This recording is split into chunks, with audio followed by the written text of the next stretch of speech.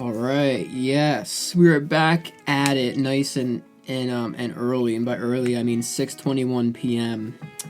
So early to some people that are probably listening, probably all the way in New Zealand. Does anyone know what the time is in New Zealand right now? No. I could know fucking less about where they are. But if you're listening, I'm sorry if it's like bright and early, but for us, it's actually late. This is my attempt at beginner banter after a long day of work, so I'm sorry about that. Manny, how you feeling today? Not too bad. Getting ready to go on vacation, so... Yes, nice Florida time. A little bit of Florida time, see how that goes. Nice. I'm jealous. It's my favorite place to be. Don't become the next Florida man. I don't want to see that didn't even occur to me. I could do something while I'm down there. Like, Florida man. Shit. Like, you ever, you Google, Florida man, and then, just a bunch of wild stuff comes up? I think I heard about that. That's, like, a thing. Trend.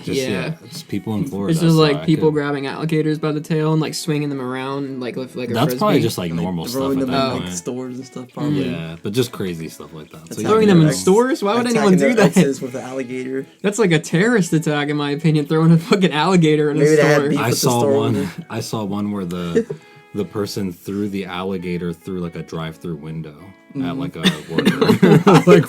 I forget what. Did you see that one? Fast food shop. That. It was a baby alligator. The guy I think got arrested for assault or something. Well, which seems about right. You can't just throw alligators at people. No. Imagine you're in a stall in the bathroom and you just go. Right. And one just slides in. No one's thinking about the alligator. You can't just. What about the alligator? You just can't hurl it through a window. Yeah. Poor thing. Stuck in a stall alligator. Yeah, you're either thrown through a fucking Arby's drive-through window or you're fucking shoved underneath a stall. Right. Oh my god. No wonder they attack us. Yeah. We're dangerous. Well, welcome to Karma and Tranquility, everybody. What a good start.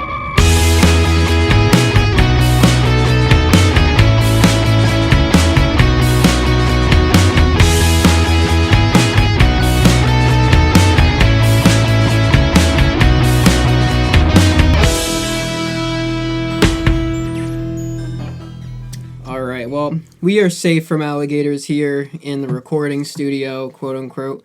We are back with another episode. I think this is episode 13? Mm-hmm. Yeah, nice. Odd number. Right? Are we right this time? It's 13. It's 13 because we have 2 episodes left to do. Okay. Which is fucking crazy. Yeah. Guys, it's almost the end of season 1 and we've had such progress since the first. Mm-hmm. Isn't that crazy? Yeah, it's been fun. Yeah. It is crazy how long it takes to get through one album, but I still love the format. At least it keeps it so that it can go on for a long time, and it's not just a month and we're done the podcast because it just doesn't work that way. There's a couple things I wanted to say. I just gotta hopefully remember. When it comes to how this podcast should be listened to, guys, I think I should have done a better job in the welcome pod, but when it comes to listening to the songs, when we say that we're listening, that's your cue to listen to the song as well. Because I've had a couple people saying hey, can you include the a snippet of the songs? And guys, I think we said this at the beginning. I really wish that we could, but it is not worth losing an episode or a pod or have to re-edit it without it. It's not worth all the headache of a copyright infringement, which I know exists. I think if it catches enough traction, which we have, that's the problem. If we were a rinky-dink podcast, which I guess some people would still call it that, but if we were just a small podcast, but we have the attention of a good bit of you guys now, I don't think it's safe to really post snippets of the songs. Because a lot of people were saying, I wish I could hear what you're talking about. Well, you can. Right. Maybe when we listen to it, we'll be okay, this is your cue audience to listen to the song. Here's the song name. I think we'll start that today. I'm also going to go back to all the videos on YouTube and see what I can do on Spotify and Apple to put the link to the songs that we're doing at least, so you guys can just follow it. I don't know how that'll work on Apple or Spotify. I don't think it will, but on YouTube it at least will. But that's the kind of point on how it should work. When we're saying we're listening, pause the pod, go listen to the song, and see how that works. Maybe one day when we fucking get the label's permission to sign off, because guys, if in the beginning we had Julian's permission, that doesn't mean anything. It's RCA's permission that we need. It's their label's permission that we need, and they'd probably charge us for it. I doubt they'd sign it off to just do it. That's how they make their money. Yeah, nowadays. It's too important to us to risk that. So when we say we're listening, that's your cue to listen as well. Pause the pod, go search up the song. I'll make sure I'm clear on what the title is and what the album is. We'll make sure so you can go listen to it and then resume the pod. But at least right now, where we're at, we can't include snippets. As much as I would adore doing that, unfortunately, the law that was made in 1988, when I looked it up, with all that shit, that hasn't changed. I do think that is a law. I know it's on the incredibly bottom list of what needs to be important in the world right now, but they need to redo that law because of modern stuff. Everyone does this stuff. They need to change that to you can use at least 10 seconds is all I need. 3 seconds isn't enough. You're not going to get shit from 3 seconds. 10 seconds is plenty of time to get the musical gist, on what the height of the song is. Ideally 30 seconds, but I'm not going to push it. But if they could change that, that's such a creative law. At the very bottom of the list, I get this more important shit. But if they could change that, that would be awesome. Because I feel like we're definitely not the only ones. There's millions of people that are trying to do podcasts like this. But what I don't get is how so many people on YouTube, there's so many review channels that can play music. Apparently on YouTube, they just do copyright checks. And if it's a certain length, you can do it on YouTube. But on the podcast stuff, you can't do it.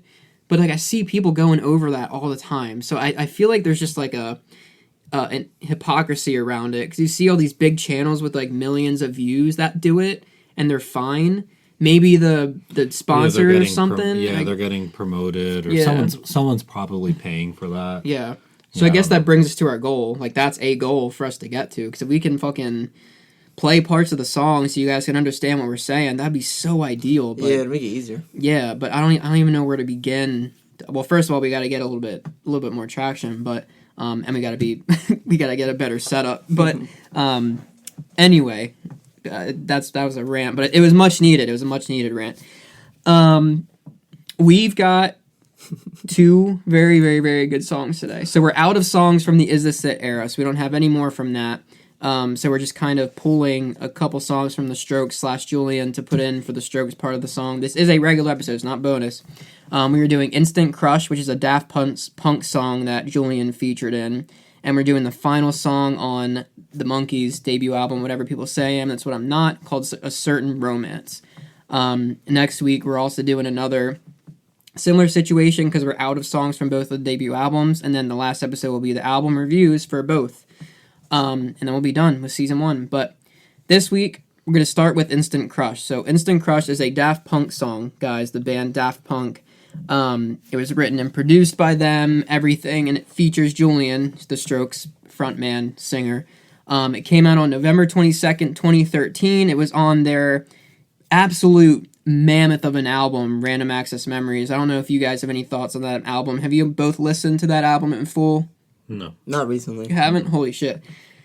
Well, you gotta. It's on all the lists. It was, and when it came out in 2013, that was a massive album. And I remember when it came out, I barely knew them, but that's just one of those albums where you see the cover and you just know that it's gonna be fucking good. And it is. It's a masterpiece of an album. And that's a very light word or heavy word for me to use, but it's an incredible album. It was number 58 on the Rolling Stone magazine's 100 Best Songs of 2013, which to me sounds incredibly... Well, the song was, not the album.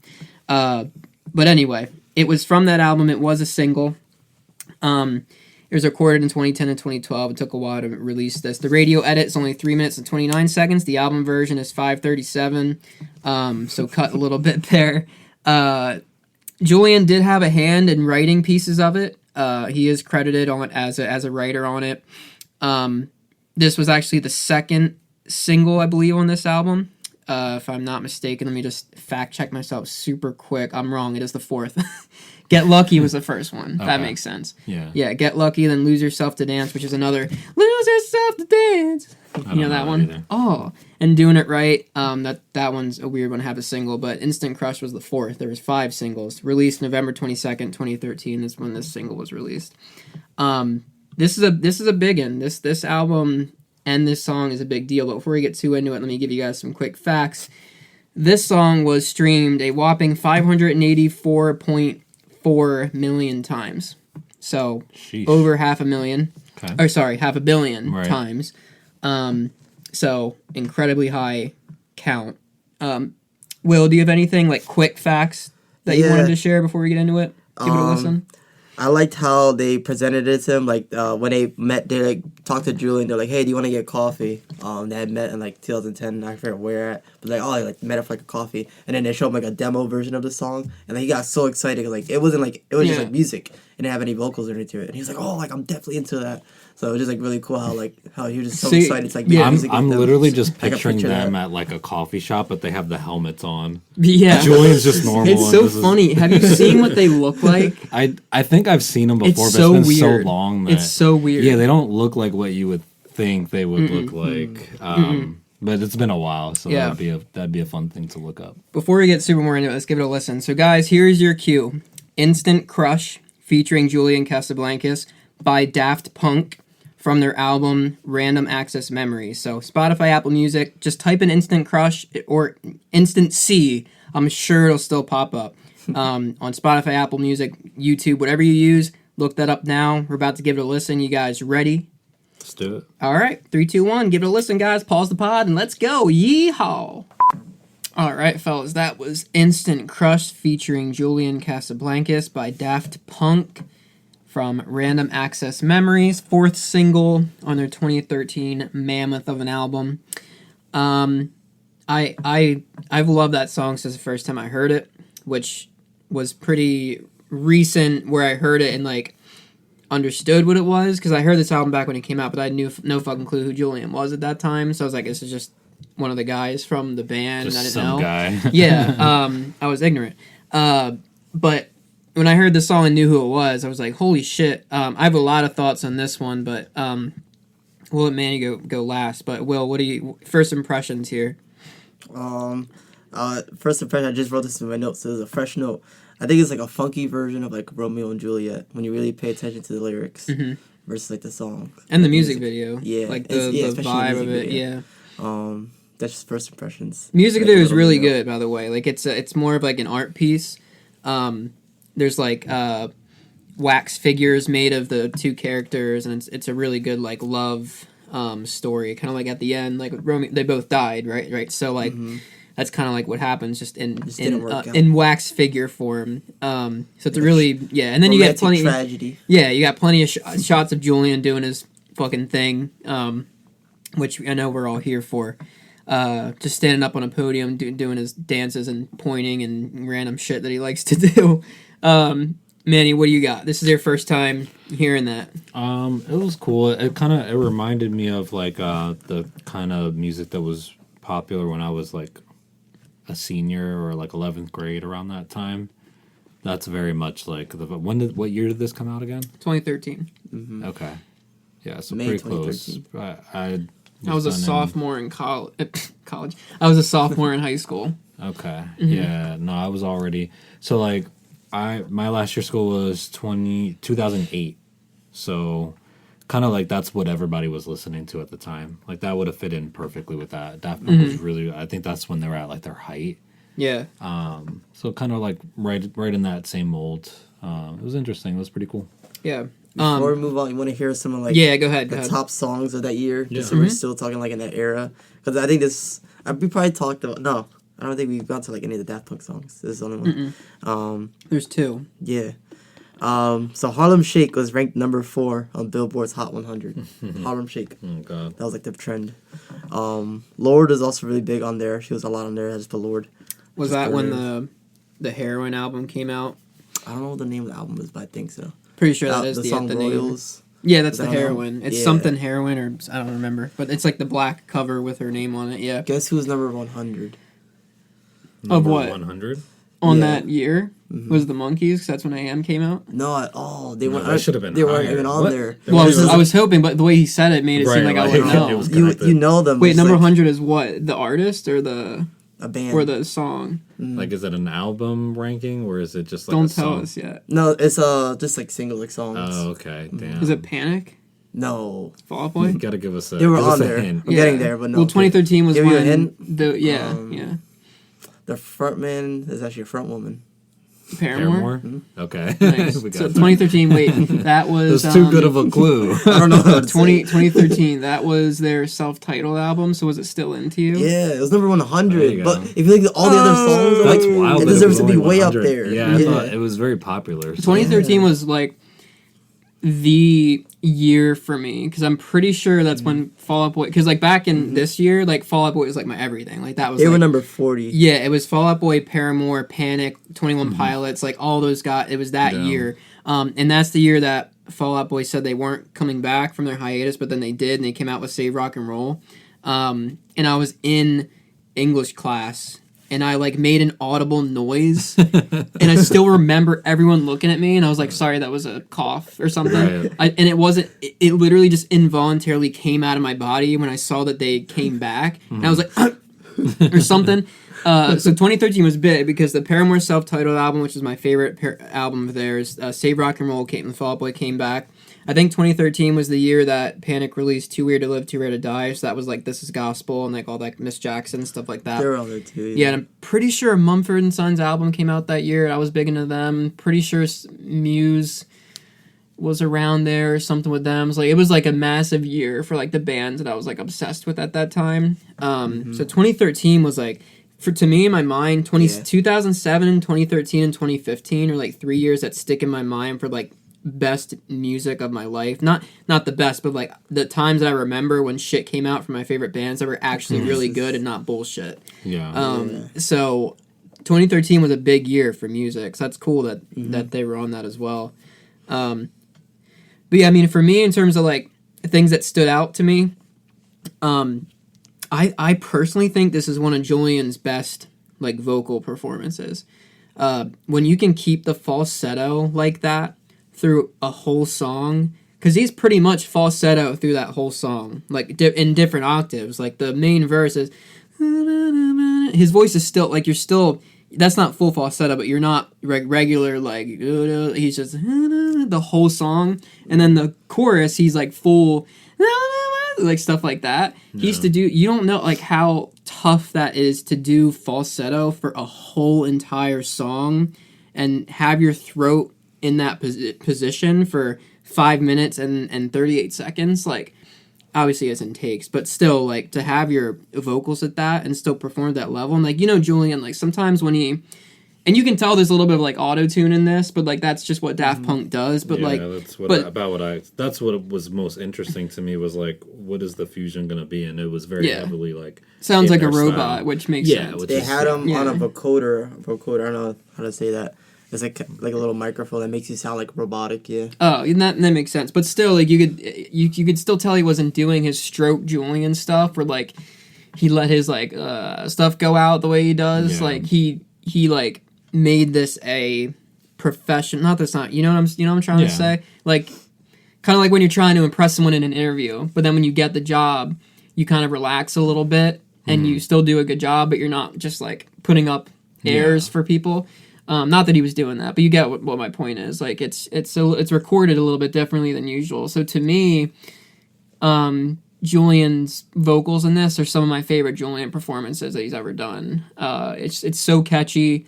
And I didn't see anything in terms of the stuff that I researched on him being in charge of the melody, but just the way that the melody is alone, it's so fucking catchy and beautiful. And it just, I think Daft Punk captures everything that they do is to make you, like, feel like you're listening to a robot that's sad or doesn't want to be. Like, some of these songs on this album are kind of like that, and I think this is another situation of that.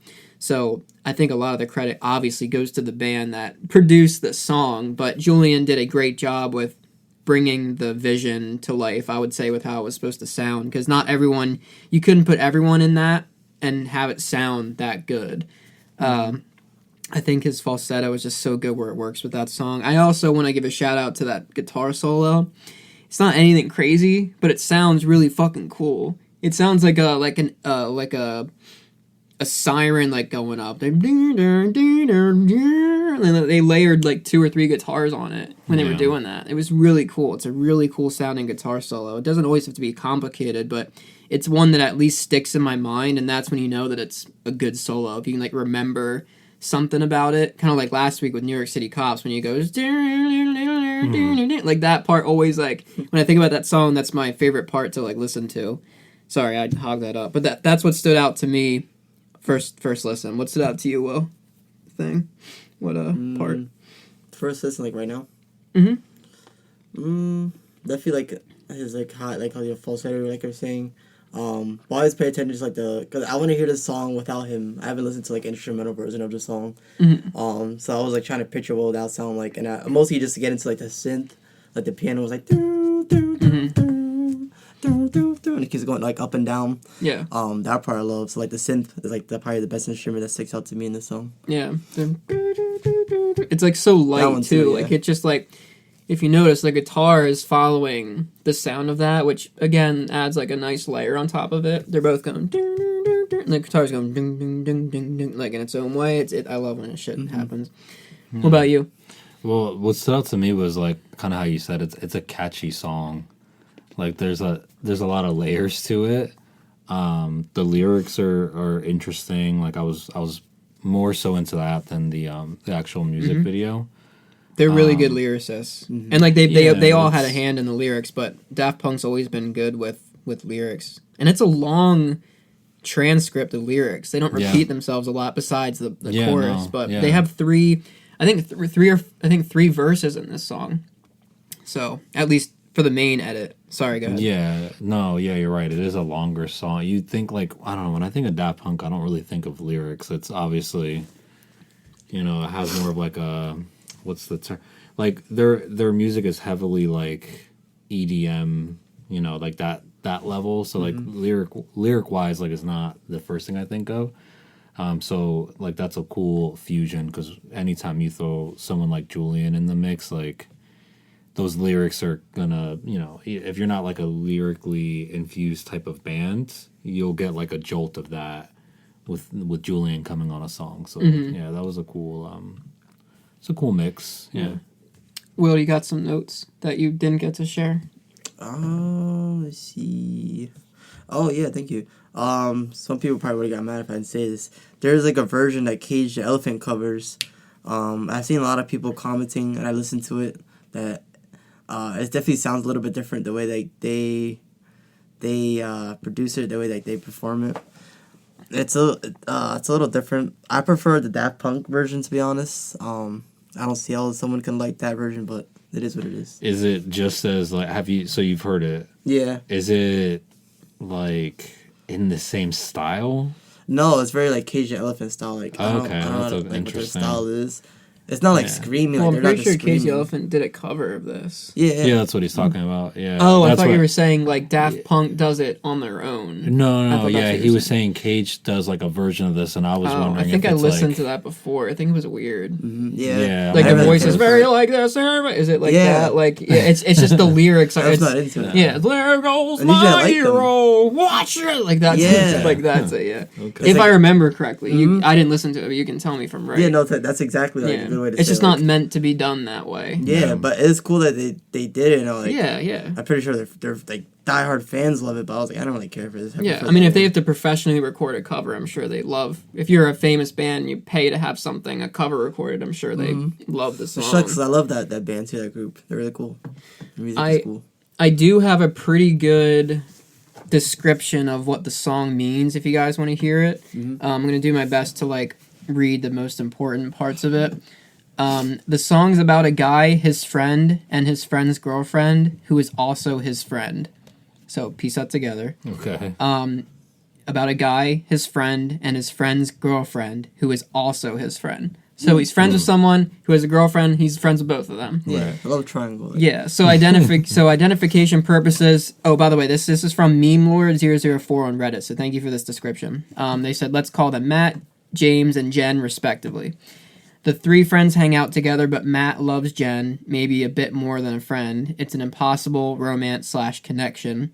I really like hanging out with you, but it's not one-on-one and not often because you're not my girl. So he changed himself to her friend, James, because he knows it unlocks like a door, allows him to see Jen. Of course, Matt's torn. He doesn't want to hear about Jen's problems with James. I listened to your problem, the lyric, I listened to your problems, now listen to mine. I didn't want to anymore. Does that make sense? And they highlighted these lyrics here. One thing I never see the same when you're around. I don't believe in him, his lips on the ground. This means James is putting on an act when they all hang out together, that he's not the same sweet guy when Jen's not around. This is a bit sneaky, this lyric. It didn't matter what they wanted to see. He thought he saw someone that looked just like me. The summer memory that just never dies. We worked too long and hard to give it no time. This shows a relationship developed between Matt and Jen, parentheses, specifically they hung out alone together, maybe at the Roche, that James suspected was much more than a friendship. The lyrics, he sees right through me, it's so easy with lies, cracks in the road that I would try to disguise. He runs a scissor at the seam in the wall, he cannot break it down or else he will fall. More suspecting from James, but Matt tries to not let his true feelings show. Cracks in the road means he's probably mentioned Jen or reacted a certain way at the mention of her that gives away that he cares. And then finally the lyric, and we will never be alone again because it doesn't happen every day. Kind of count on me being a friend. Can I give it up or give it away? Matt will always cherish his time with Jen, especially their time alone, because it doesn't happen every day, but it's also hard to be her friend in this situation, so he sometimes wishes their connection never happened. And they said stolen from Kat with 3 A's on songmeanings.com. So I want to give credit where credit is due. That's an awesome, I love when people deep dive like that. Now you kind of understand kind of where it's coming from, and I think that's a pretty spot on, not that I've known, but reading that now, it makes a lot, that would have taken me forever to fucking put that together. So some people are just so much better at this than I am, but thank you Meme Lord and Kat with 3 A's and a T. Thank you for doing Lord's work there with the description on the song. We all love to kind of get some details on that. Is it time for Will's lyric section? Ooh, a couple lyrics. Okay. I do some of my notes. Oh, but yeah, kind of just like the meaning of the song. Kind of just like he's like talking to either the girl or he's like explaining like the situation where he can't really like get the girl because like that's the other guy's girlfriend. So like he wants her, but like he just knows he can't have her. It's pretty terrible, but like it's also kind of like unique that someone could put into like a form of music and make it catchy. It's like sometimes you gotta like let that shit go and just put it into like a song and put it out there. Yeah. But the one I really like caught on to, and I know it's today, where he says, "So I chained myself to a friend because I know it unlocks like a door." Basically, like he chained himself to a friend. Like his friend is the key. His key will unlock the door. The door being like the girl. So again, Julian bringing up doors again. I thought that was like really smart. Doors and food. Mm-hmm. And then the chorus, where is it at? I have it in my notes, but I forget what part of the song is it in. You'll never be alone again. That part's really catchy too, where he says 1,000 lonely stars hiding in the cold. Take it, or I don't want to sing anymore. That part's like towards the end of the song, if I think I'm right. But it sounds like he's just like breaking down. And I'm pretty sure in the music video he's like on the floor of that part of the song. Yeah. Right. And the figures are melting. Yeah. And hearing like Julian saying like I don't want to sing anymore, like that's his whole thing with him singing. Like that's his whole career. Yeah. He's got off of. So like him telling someone like I don't even want to sing anymore, like take it. Like, oh shit, like he's really like giving himself up for this one person. Yeah. That's pretty cool lyrics. Yeah. We both went in with the meanings and stuff to really go into it. It's a beautifully pieced song all around. It's a good story. I think after reading that description, I think it's more of a story than just clever lyrics, which is cool. I always love when a song can be a story, but also, be such a catchy song like that. But yeah. That's some good stuff on that. Do you guys have any other thoughts before we move on that? No, we get some rankings. I think that pretty much cover all the lyrics. Yeah. Some fan comments on this, fellas, from the Reddit. Oh my god, we had 83 comments on this one. I think this one might be the highest comment count any song I put in here. So I'm really gonna do my best to keep this not super long and get some of the best comments in here, because a lot of them are people saying great song, great album, because it was a monumental album. kind of a lot of people are saying like a great send off because like that was their album that they did since they broke up, quote unquote broke up. That was the last album. So conscious_list 9132 said literally want to build a house and live in this song until time ends. The same person said, with just listening to this, wow, our minds, but I'm actually setting it as my ringtone as we speak. This will go down in history of joint slays for real. Okay. I mean, that's awesome. That's a cool ringtone. Imagine you hear that, like, oh, I know that song. Clickbait Kid 55 says, I love Instant Crush and it helped me to become a huge Strokes fan back in 2013 after a friend introduced me to the band. However, Infinity Repeating is such a beautiful song and I think it beats out Instant Crush. That's next week's song or next episode. A lot of people saying classic. Pixie Planet _ said this song scratches my brain in the best way possible. I'll never get tired of it. Someone did comment the cover you were talking about. I think it's the cover from. Never mind. It's a person named EDD Guitar. It's a female playing an acoustic. We will listen to that. Yeah, I'd love to. People saying they're tearing up. Oh, she sent it to you? Yeah. I read it. Oh, yeah. cool. We'll have to listen to it. Dylan Darko 16 said great song, no notes. The solo is great and the chorus just works. Julian just seems to thrive with songs like this. Shenanigans said, admittedly, this is the song that opened the door to the Strokes for me. Would never have discovered them had I not been struck by the vocals and looked into who the lead singer was. Then drove headfirst into Is This It and Room on Fire. No regrets, never looked back. Yeah, it's so cool. Like, I wish this got me into the Strokes at that time. I could have been such a seasoned fan by now. So fucking pissed. This is a common comment. Sammy Tiff 80 said, Jules is so hot in this vid. I love the keyboard thing he does at the end. Like, so many people said he does look hot in this video, guys. All right? I'll say it. For some reason, we've had 5 comments that said it tickles their brain. Like, I've never heard people say, I mean, I've heard that before, but on that one post, it said 5. It said it 5 times, yeah. Neoxid said, listen to it 100 times as a kid, not knowing who the guy dancing was. 8 years later, became a huge Strokes fan. And had the most amazing realization.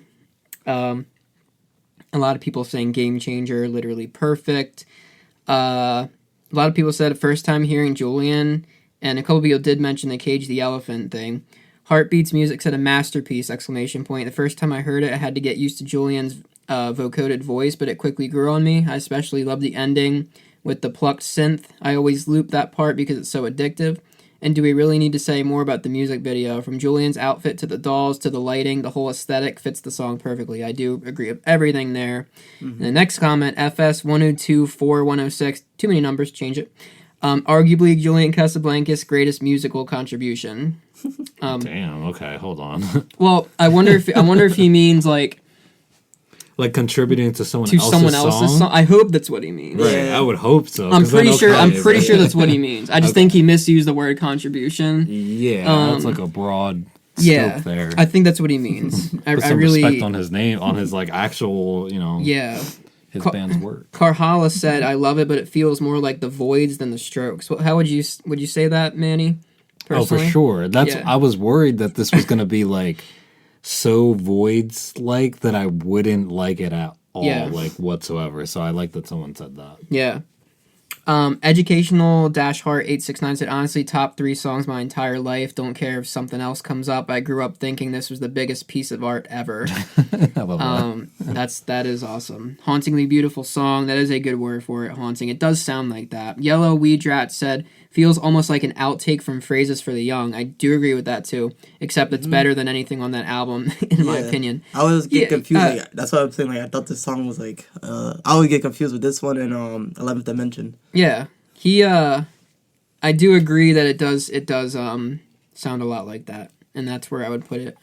Some parts of it, like the drum, like electric and the drums. Yeah, I do think Glass. I think that Glass is one of my favorite songs of all time. But if Glass was on that album, I think I'd agree that if this was on that album, it would be better. The quality is just. This was the way that it's just made. It was meant to be like a really popular single that people bump out in the car. It's like I do get why people would say that.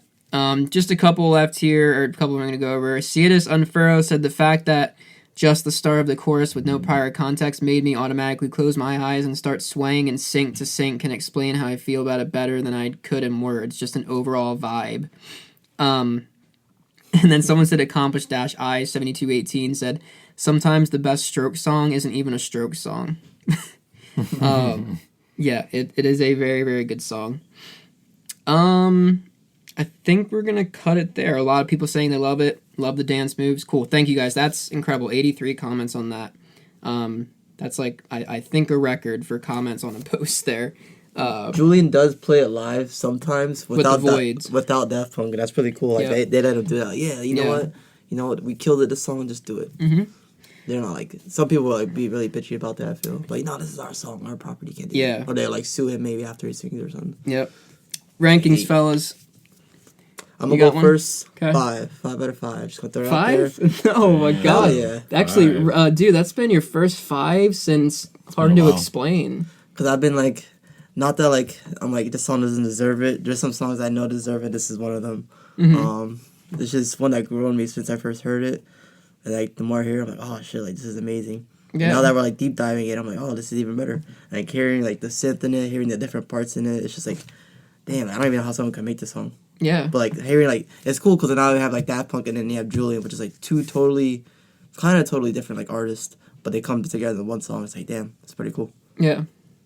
What about you? You got one? I want you. I have to go last on this one just because when you start off at 5, like it's hard for me to gauge like how good this song is. Yeah. Mm-hmm. So I want to hear what your opinion is, Jared. I'm teetering on a 4.5, 4.6. Okay. It's just I'm trying to figure out which little notch I want to give it. Okay. I think I'm gonna go 4.6.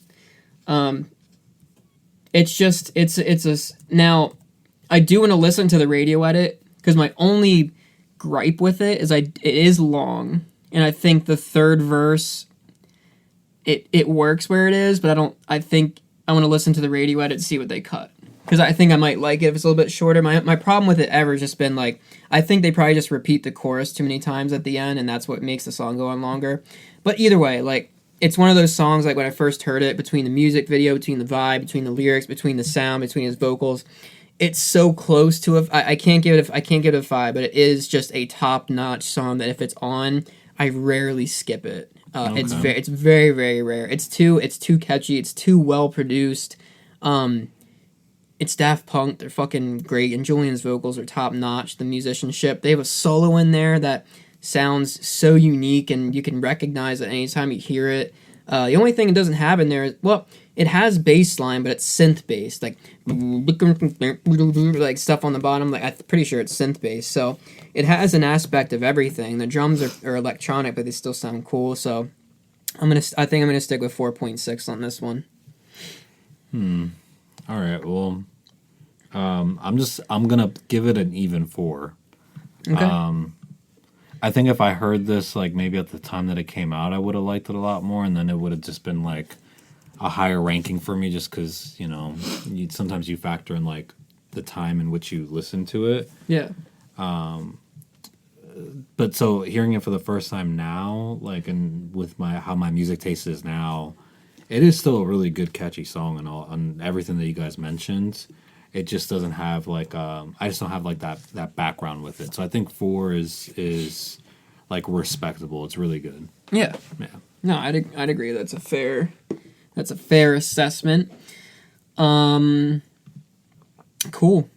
Well, that was Instant Crush by Daft Punk featuring Julian Casablancas. Let's move on to Arctic Monkeys, A Certain Romance. Let's try to switch gears here. I know it's tough to switch between something like that to Arctic Monkeys, but guys, this is the last song on Whatever People Say I Am, That's What I'm Not. The final song. Since I'm never sure about anything I ever say, I'm just fact checking. Yeah, it is. Okay. So, A Certain Romance. It is 133.5 million times streamed. It is the final song on that album. Will, do you have anything on your notes? You want to just quick facts before you get into it? Yeah, like anytime I think of this album, this is the first song that I always think of. Oh, is it really? This song, wow. Marty Bum. Yeah. Okay. What's your first song you think about when you think of this album? Oh god. Wait, what album is this from? Their first. Their debut. Oh, their first. Oh, yeah. Oh gosh. I don't know that any just one. That's hard to. I don't know. That's like asking like I love them all so much that like they all just I don't know that. Any Well, it's the just first one. comes Like to me, the first one that stands out is "I Bet You Look Good on the Dance Floor." Like, not that it's my favorite one. I'm saying it's just Yeah. like when I think of this album. Excuse me. It's this one and that one. Like Yeah, if I I were to guess show you the that's fair. album cover, what's like the first song that comes to mind? Boom. It's gonna sound weird, but I think like the first one that I always think of is like either vampires or like red doors, like something. Yeah, Red light. Red light. Yeah. Wait, is it red light? Red light indicates Doors doors are secure. Yeah, yeah. like just weird ones like that are like the first thing that I think of. Yeah. Those are bangers. They are. It wasn't released as a standalone single. It is a re-recorded version of a 2004 demo, and it's the closing track. So, ladies and gentlemen, pause the pod, go to your Spotify and Apple Music. We are about to listen to A Certain Romance by Arctic Monkeys from their debut album, Whatever People Say I Am, It's What I'm Not, is the 13th track, the last track, A Certain Romance. You guys ready to give this a listen? Let's do it. Let's go. Alright guys, that was A Certain Romance, the final track. It's the end of an era here. The final track of Whatever People Say I Am, It's What I'm Not, 13th track. Certain Romance. I also forgot to do these, I think, the last couple weeks, but this one has the #1 spot in NME's Best Arctic Monkeys songs. Damn. Okay. This is number Best one. Yeah. How do you guys agree with that? It should be considered. Like I think it depends on what your taste is, because if you're someone that listened to like maybe you got in during the AM, like I know you got in during the AM era. This doesn't sound like anything from there, so like maybe to you like. You know, do I want to know is like their best. It just depends. But I think this should always be in the conversation. Yeah. This was the one I was most excited to get to. It's kind of like I kind of like to think of it as this is a ridiculous comparison, but like it's their version of like A Day in the Life by the Beatles. Like it's longer. It sounds like 3 different types of songs sometimes, and it comes out of nowhere. Yeah, like that's what I mean by that. To me, that's why I liked it, because the way it starts, like it starts unlike anything else on the rest of the song. Like digga digga digga digga, you think they're about to like just like go somewhere else. I feel like most songs that are kind of built in a weird way like that is it starts off, you think it's a slow song, and then it picks up, whereas this one it starts kind of fast and then it slows down, but then it goes fast again, which is really like cool that what's the other one that was like, didn't we just it was it's the one that starts, that's the one that's like don't you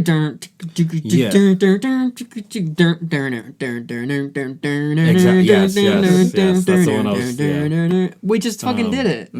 How do we not remember it? It's when the sun goes down. When the sun goes down, yeah. That one. So, but it does like the reverse of like, instead of it, you think it's a slow song. This one you think it picks up, and it's like, oh shit, it's a slow song. And then they're like, no, hold on, we're gonna go back. Yeah. So I love that, and like it fits so well the way they like flow it into that. I saw something on here of someone it's on the fucking Wikipedia. Alex said that they stated they have tried to replicate this feel and sound with their 2022 album The Car.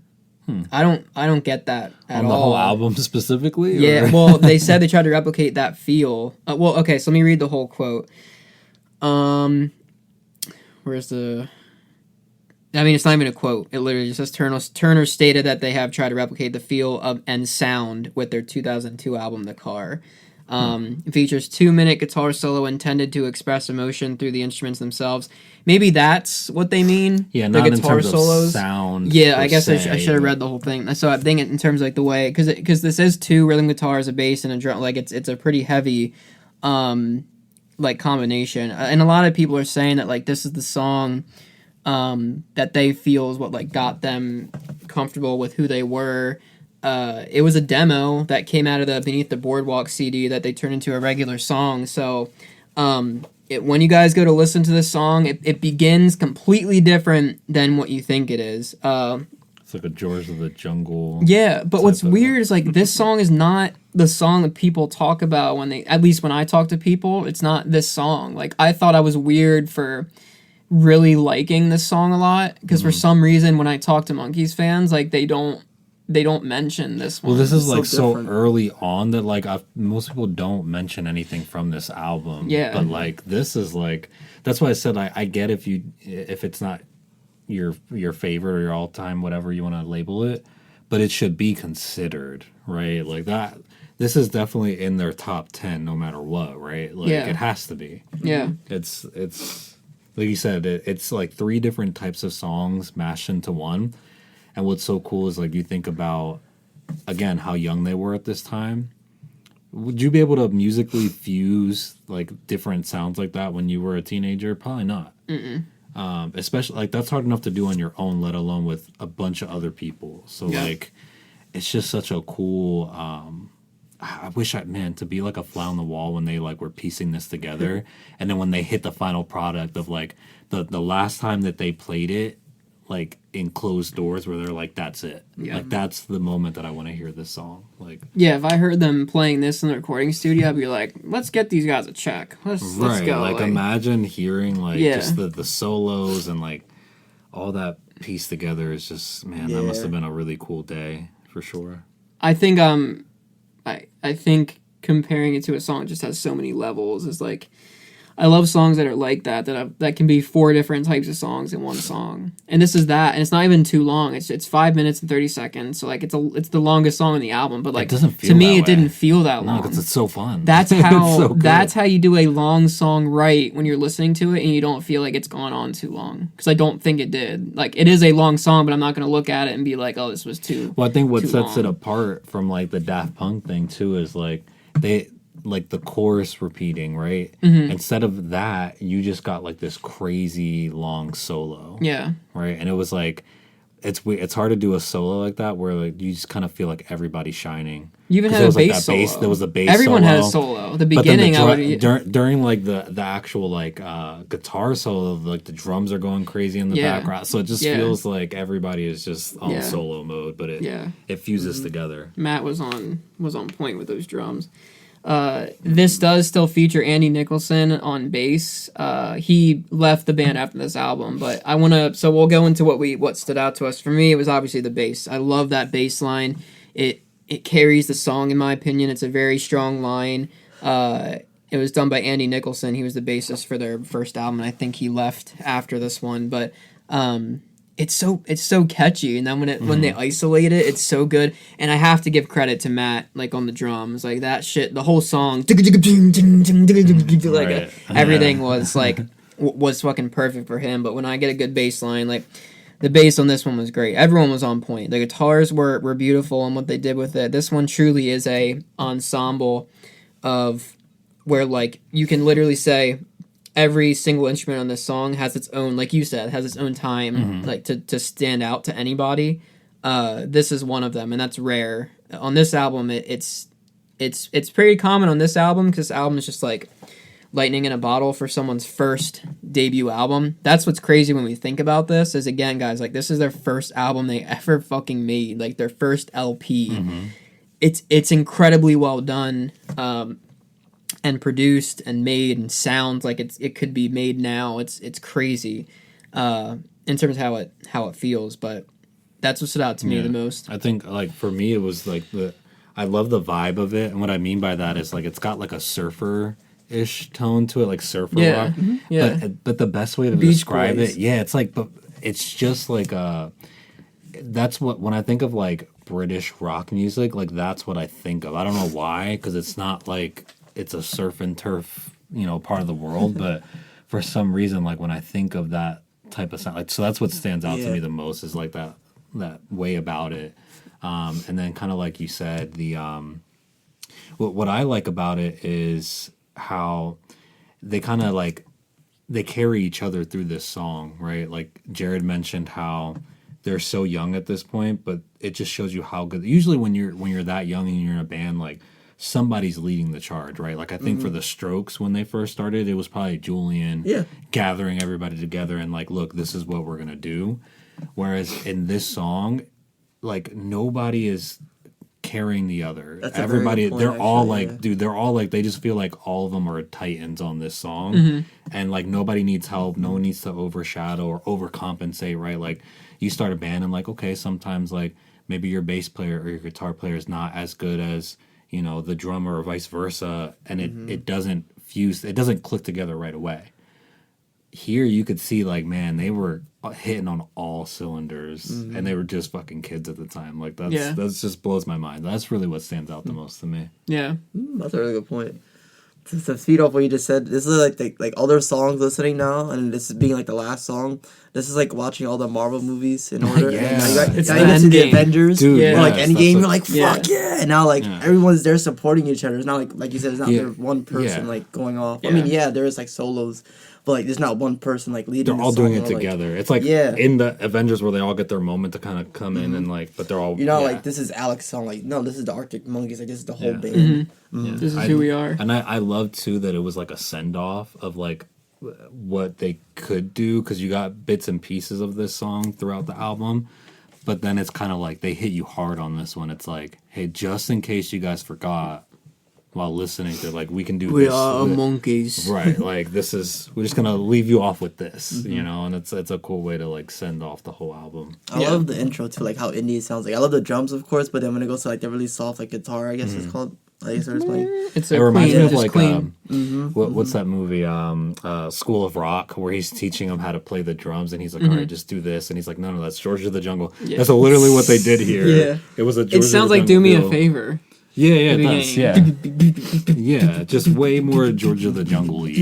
Yeah, it's really satisfying. Yeah. I love the intro. Yeah, I mean the lyrics, what the song's about. It's about kind of culture in Sheffield or the UK. So there was a huge binge drinking culture in the mid hundreds when this song was written. A lot about teen violence. I was growing up around the same time, and the lyrics describe the atmosphere of late night English towns, young people getting drunk, becoming violent towards strangers, mostly out of boredom, and thinking it's alright to act like a dickhead. The reference to Reeboks and trousers tucked in socks refer to the fashion that was popular among subcultures of young teens, mostly of the deprived areas, who were known to be violent. Then at the end of the song, it's a reference to how you and your friends get caught up in the silliness, and you yourself begin to resent your own friends for being no better than the thugs. The "No romance around here" tagline is a subtle way of saying this is a rough place. Royal X Mint on Reddit posted that description. Great job. Thank you for posting that.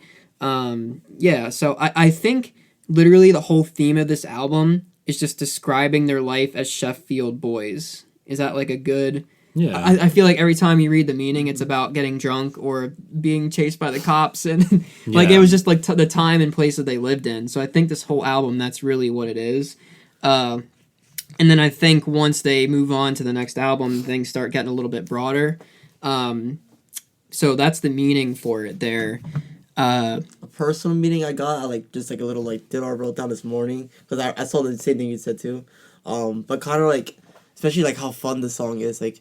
You can get drunk and everything, but that doesn't mean you have to be a dickhead. You don't have to be like, especially if you had like a bad day and you get drunk, whatever. It doesn't mean you have to like be a dick and be mean. Well, yeah, like, people when they drink, they like embellish that side of themselves sometimes, and they'll use it as like an excuse, like, oh, well, I was drunk. Yeah, exactly. Well, so was I. Everything goes. Like that. Like, Yeah, just like think, I take was. a second. Right, exactly. Just have fun. Like this is probably like them version of like, you know what, we're gonna get drunk, but we're gonna make this really cool song. He kind of even says it in the lyrics, but like, you don't even have to be a dickhead even after you drunk. Yeah. You drink so much, like, just have fun. Like, it's not serious. It's so funny how they contradict themselves when like they say they hate this, but they are that themselves sometimes. Like, and they know that they're doing that, which is clever. It's kind of like the whole, to me, and we'll talk about this more about the album review. The title, whatever people say I am, that's what I'm not. To me, that's them being like, well, that's not what I am, like something like that, but they know that they actually are. Yeah. Like that's kind of how I take this whole album, is like you hate what you like actually are sometimes, like because you hate when you see it, but then when you really realize that you're kind of the do same that kind way. of stuff, you're like, oh fuck, I gotta change. So that's kind of how I interpret it. But is it time for Will's lyrics section? What we got? You got anything else, Manny? Oh yeah, So lyrics? No good? No, making I sure. think we covered. That was. Yeah. Okay. The first lyric. Well, old, they might wear classic Reeboks or knackered Converse, my nose, guys. Or knackered Converse or tracky bottoms tucked in socks. That's just him talking about the trends.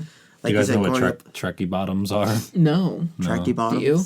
Are they like the jeans have like buttons on them on the? No. So when I first heard this, I always thought it was like and maybe I'm wrong, maybe it is this, but I always thought it was like tracksuit, bottoms, but apparently it's like joggers.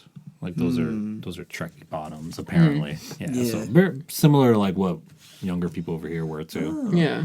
I just brought that up because there's a Liverpool version, and I got this off of Reddit. I'm not gonna take the credit from this person. Their name is TV Watching a Sofa.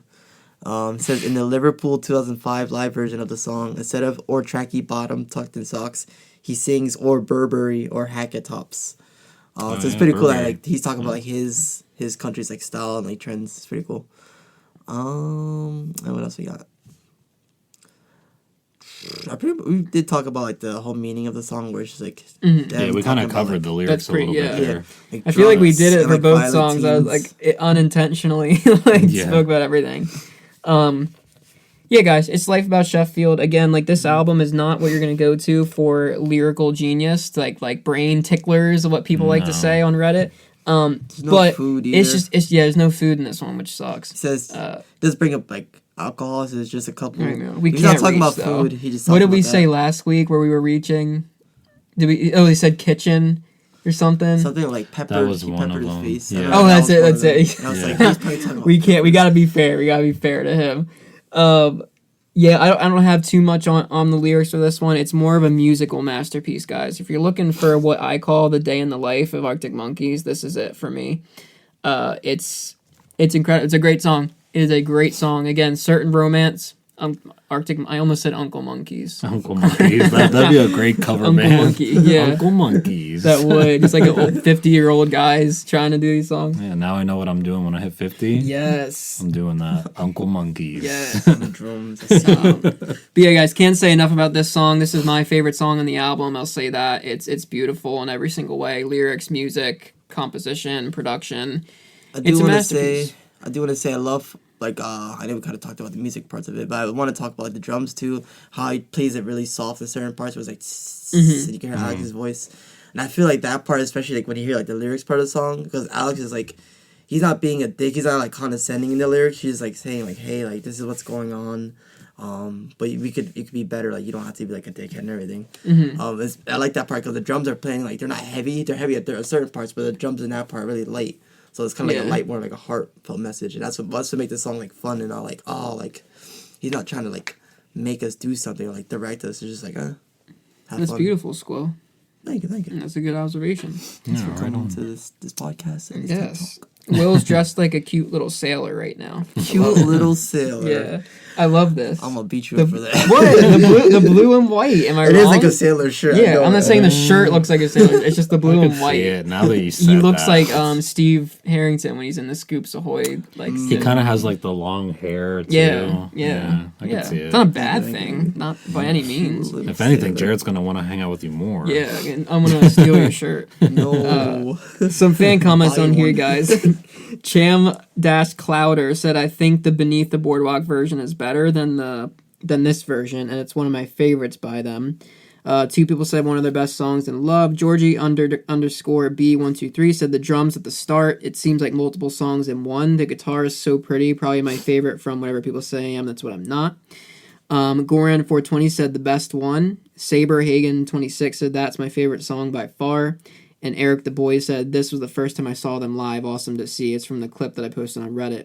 Not a lot of comments on that one, but I know just overall with other Reddit posts I've seen, a lot of Arctic Monkeys fans love this song. But again, I don't think it gets the love that it deserves. When I talk to other Monkeys fans, they don't. And like what Manny said, I think it's maybe from the times. But guys, I do think this is a top. Like, it is a top Arctic Monkeys song. This will be on my list if I had to share someone who to listen to them for the first time. This would be on that playlist, for sure. If I had, like, 10 songs, this would be on it. Rankings, guys. Who's going first? 5. 5? Easy. 5. It's a 5. You can put a 5 in there for me too, sir. Heck yeah. Come on, trifecta, Music Jared. alone This is a 5 and you deserves a know it. 5. You know it. Deserves like a 5. Trifecta, Jared. Don't fuck this up. Don't do it. Don't do it. This is so rare that we have.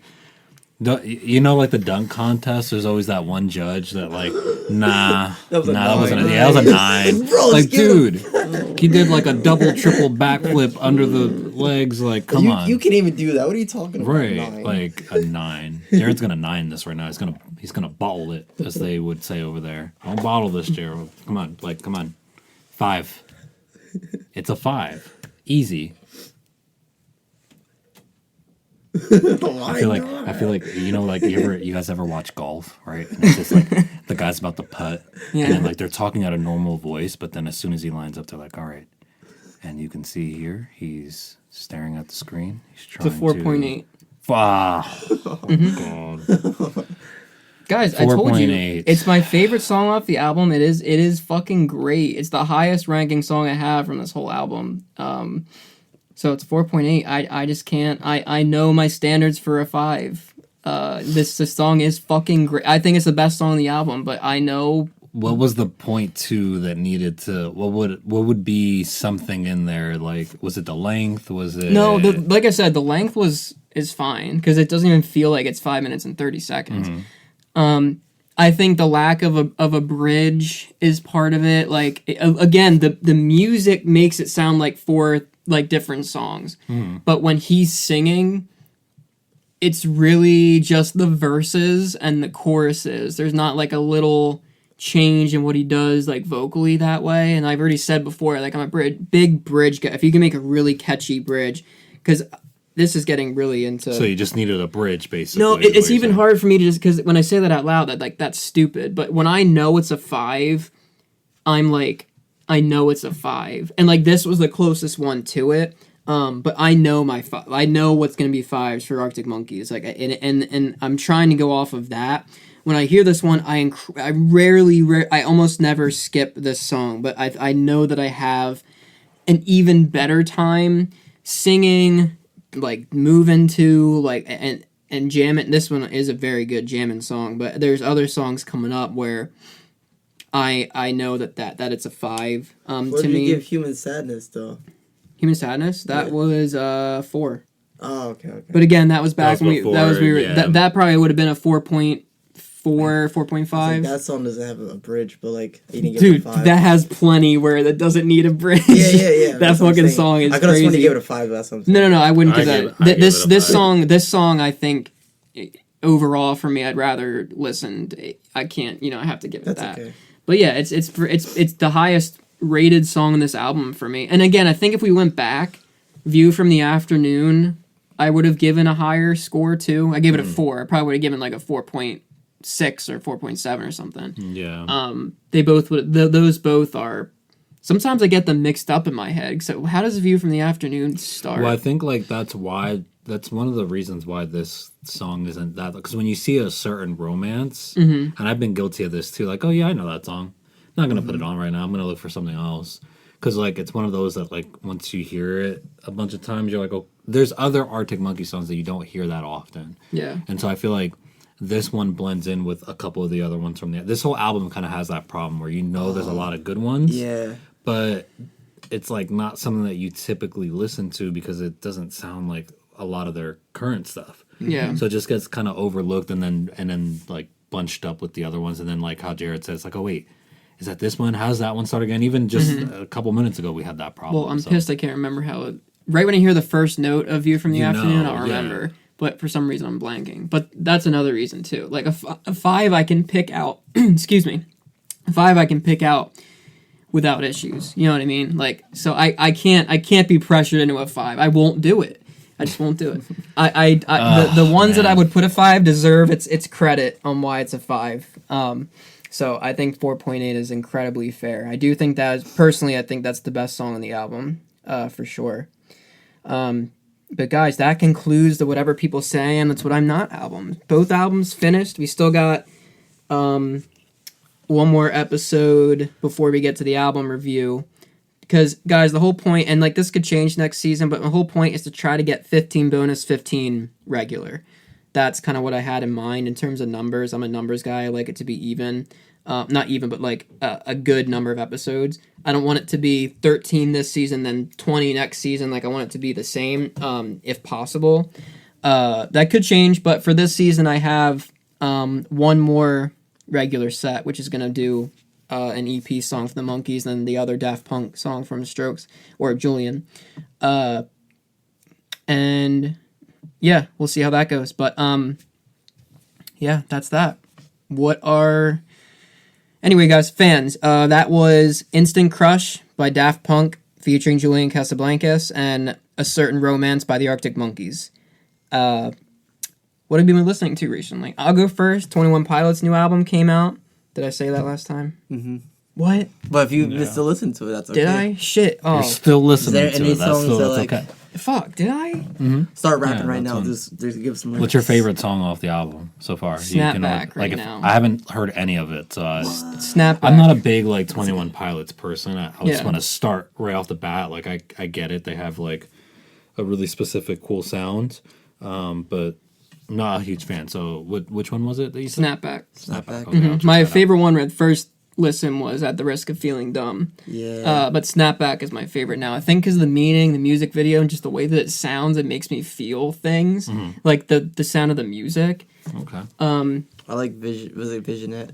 Vignette. Vignette. Yeah, Yeah, that's that one's everyone. really Yeah, cool. that's a great Or, one. Freaking Indigo. What's it called?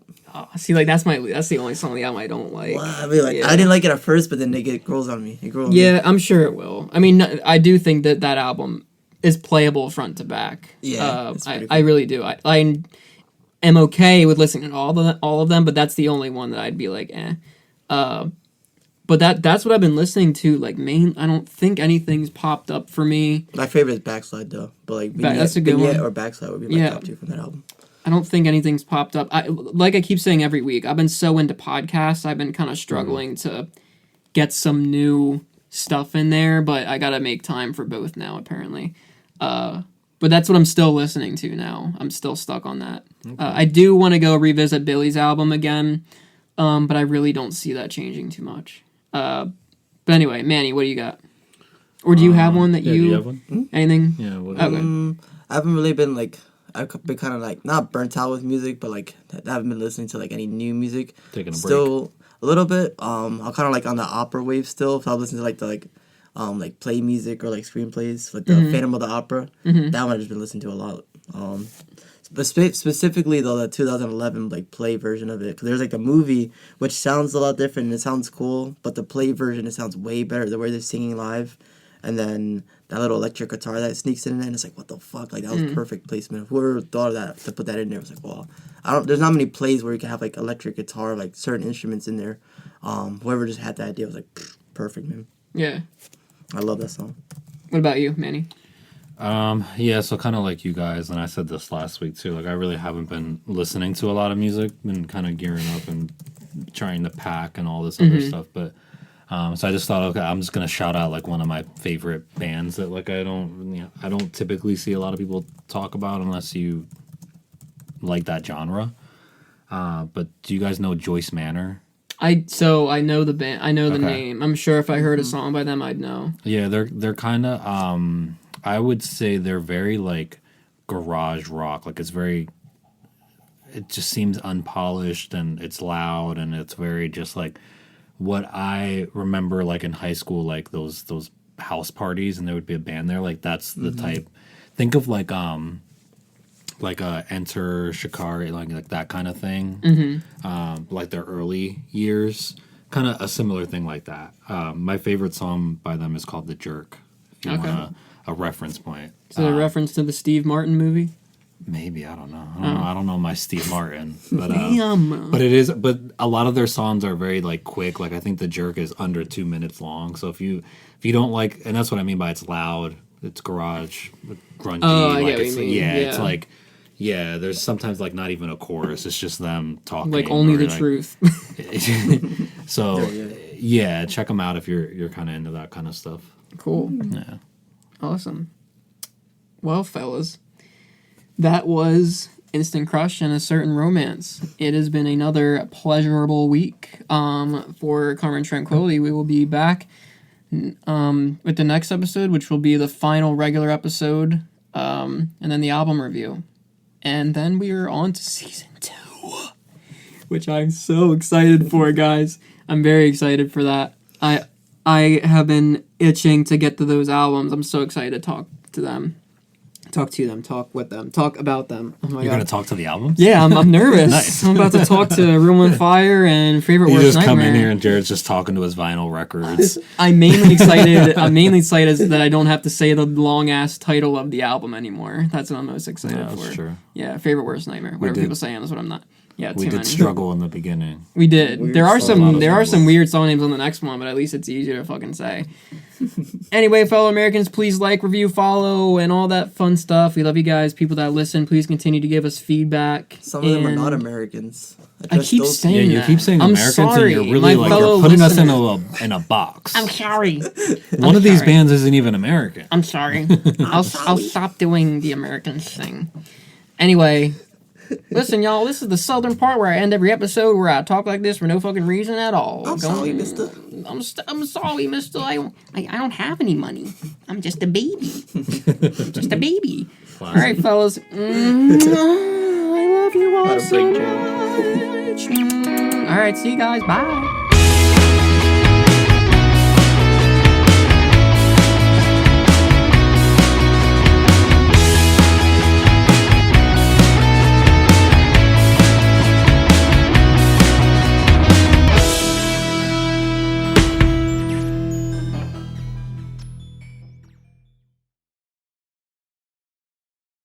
Hey guys, Jared here. Thank you for listening to the episode. You can find us at Karma and Tranquility on Instagram and Reddit, and Karma Tranquil on Twitter. Our link tree is posted in our description and bios for you to find everything we have to offer.